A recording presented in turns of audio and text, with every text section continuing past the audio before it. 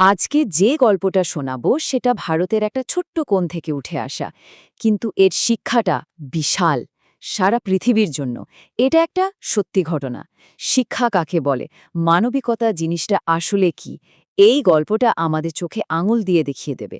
চলুন দেরি না করে শুরু করি। গল্পে যিনি নায়ক তাকে আমরা প্রায় সবাই চিনি। হ্যাঁ, আমি ডক্টর এপিজে আব্দুল কালামের কথাই বলছি। ভারতের মিসাইল ম্যান, ভারতের প্রাক্তন রাষ্ট্রপতি, একজন কিংবদন্তি বিজ্ঞানী। তার সাফল্য নিয়ে নতুন করে বলার কিছু নেই, তাই না? কিন্তু এই যে এত বড় মাপের একজন মানুষ, তার ছোটবেলাটা কেমন ছিল কখনো ভেবে দেখেছেন? একদম অন্যরকম, মানে যাকে বলে চরম দারিদ্র্য। রামেশ্বরমের একটা সাধারণ স্কুলের ছাত্র ছিলেন তিনি। এতটাই সাধারণ যে পায়ে দেওয়ার মতো একজোড়া জুতোও ছিল না। আর আমাদের আজকের গল্পটা শুরু কিন্তু ঠিক এই জায়গাটা থেকেই। চলুন আমরা একটু সময় ধরে পিছিয়ে যাই, সোজা চলে যাই ডক্টর কালামের ছোটবেলায়। জায়গাটা হলো রামেশ্বরম, আর ঘটনাটা তার স্কুলে।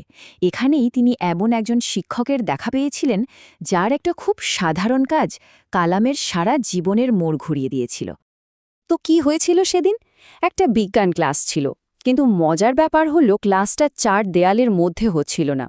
শিক্ষক মশাই সব ছাত্রছাত্রীদের নিয়ে সোজা চলে গেলেন সমুদ্রের পাড়ে। ভাবছেন কেন? কারণটা খুব সহজ। তিনি বইয়ের পাতায় যা লেখা আছে সেটাকে বাস্তবে দেখাতে চেয়েছিলেন। পাখিরা ঠিক কিভাবে ওড়ে, তাদের ডানা ঝাপটানোর কৌশলটা কি, সবটা হাতে কলমে শেখাতে চেয়েছিলেন। ভাবুন একবার দৃশ্যটা।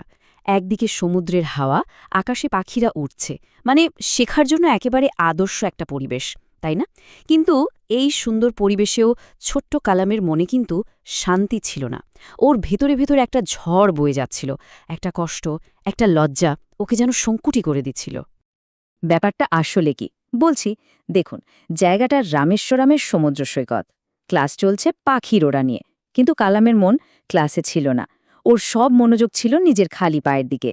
ওর পরিবার এতটাই গরিব ছিল যে একজোড়া জুতো কিনে দেওয়ার ক্ষমতাও ছিল না। আর সবার সামনে এই খালি পাটাই ছিল ওর ভীষণ লজ্জার কারণ। আর শিক্ষক মশাই, তিনি কিন্তু ঠিকই লক্ষ্য করেছিলেন ব্যাপারটা। তার ছাত্রের মুখের ওই ভাব, ওই অস্বস্তি, কিচ্ছু তার চোখে এড়ায়নি। কিন্তু তিনি তখন একটা কথাও বললেন না। একদম চুপ করে থাকলেন, যেন কিছুই দেখেননি। সমুদ্রের পাড়ে যা হলো সেটা তো গল্পের শুরু মাত্র।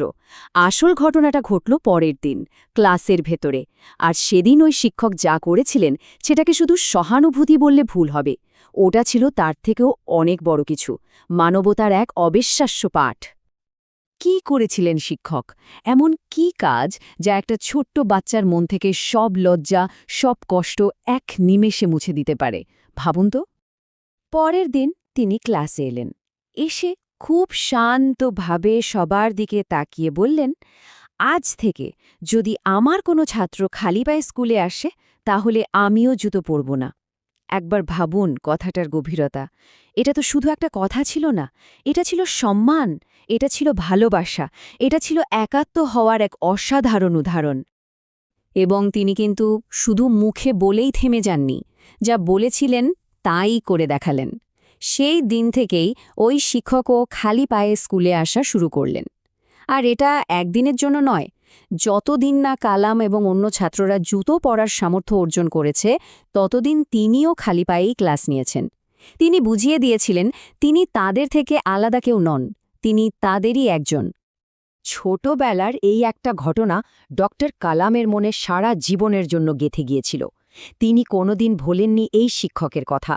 বরং পরবর্তীকালে তিনি বারবার বলেছেন, বইয়ের পড়ার বাইরে এটাই ছিল তার জীবনের অন্যতম সেরা শিক্ষা। ডক্টর কালামের নিজের কথাই বলতে গেলে ওই শিক্ষক তাকে শুধু পাখিরা কিভাবে ওড়ে সেটাই শেখাননি। তিনি শিখিয়েছিলেন জীবনের মর্যাদা কাকে বলে, কিভাবে আত্মসম্মান নিয়ে বাঁচতে হয়। একজন সত্যিকারের শিক্ষক যে কি করতে পারেন, এর থেকে বড় উদাহরণ আর হয় না। তো এই ছোট্ট গল্পটা থেকে আমরা কি শিখলাম? আসলে তিনটে খুব দামি জিনিস। প্রথমটা হলো সহানুভূতি, মানে অন্যের কষ্টটা মন থেকে অনুভব করার ক্ষমতা। দ্বিতীয়টা হলো সম্মান, মানে মানুষটা যে অবস্থাতেই থাকুক না কেন তাকে মর্যাদা দেওয়া। আর ৩ নম্বর হলো সমতা, মানে কাউকে ছোট বড় না ভেবে সবাইকে সমান চোখে দেখা। আর এই তিনটে জিনিসই কিন্তু আসল শিক্ষার গোড়ার কথা।